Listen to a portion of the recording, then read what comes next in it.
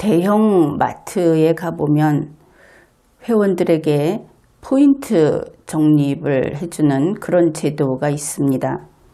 그런데 그 포인트를 모아서 물건을 다른 것을 산다든지 이런 경우도 있지만 대부분은 1,000원 이하의 동전 계산에 아주 쓸모있게 이것을 활용하곤 하죠.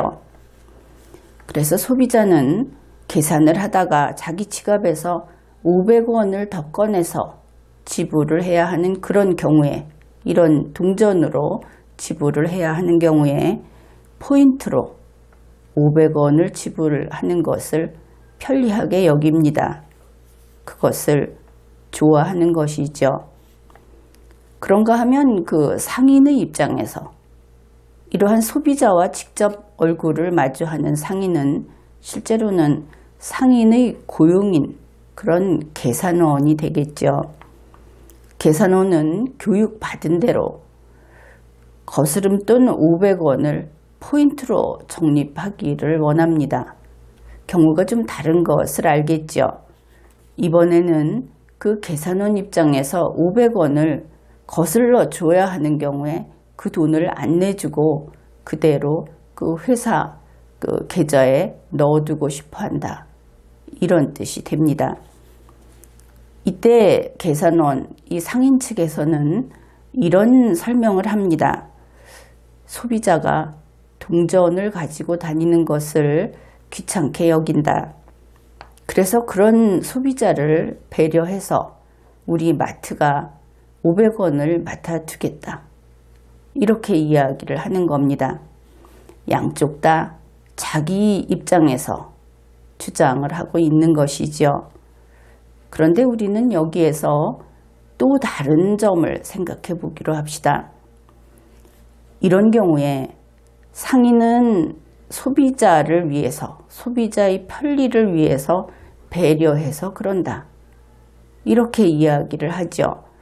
그런데 우리 국민은 모두 자기 운명 결정권이 있습니다.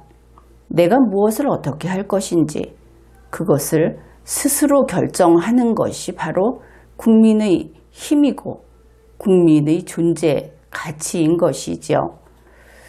그래서 이런 경우에는 좀 여러 가지로 생각을 해봐야 합니다. 대체로 국민들은 이러죠. 그냥 그렇게 해준다면 좋지, 이렇게 생각을 하든지, 아니면 저쪽에서 굳이 그렇게 말을 했는데 그걸 아니라고 하고 다시 부정하고 다시 일을 처리하는 것은 별로 좋지 않다. 이런 생각을 하는데 그러면 안 되는 겁니다.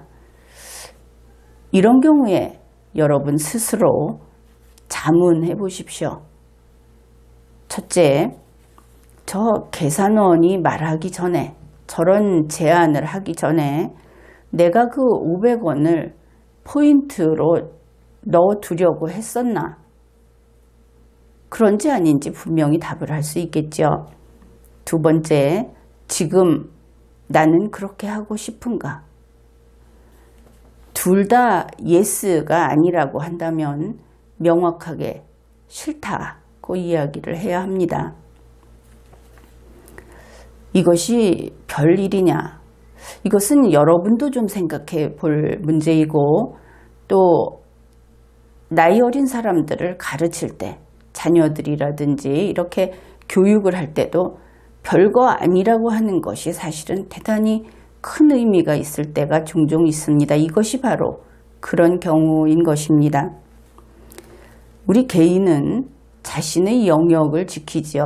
집도 지키고 권리도 지키고 또 자기의 어떤 그 능력을 발휘하는 경쟁을 하는 장에 있어서 자기의 그 힘이 미치는 그 영역도 역시 지킵니다.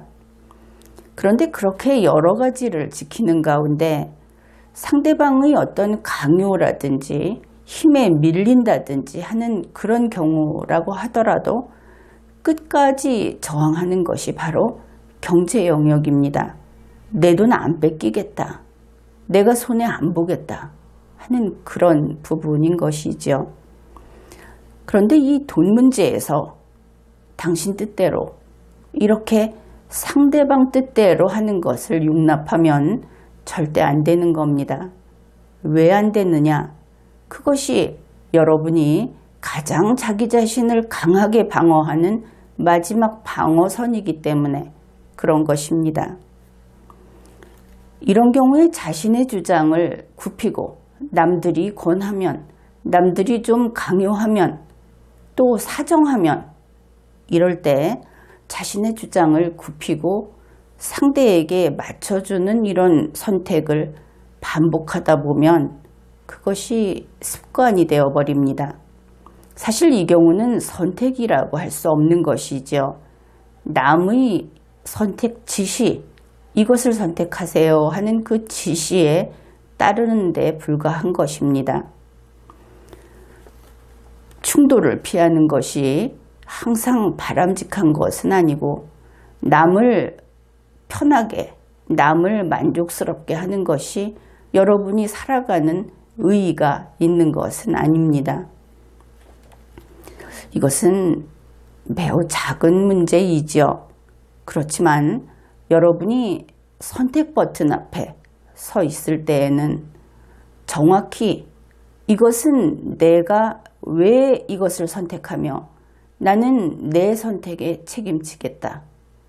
이런 자세로 선택을 해야 하는 겁니다. 이러한 삶의 태도가 자리 잡을 때 여러분은 이 나라의 주인다운 주인이 되고 이곳은 더 나은 곳이 되는 것입니다. 지금까지 리걸마인드 연구소였습니다.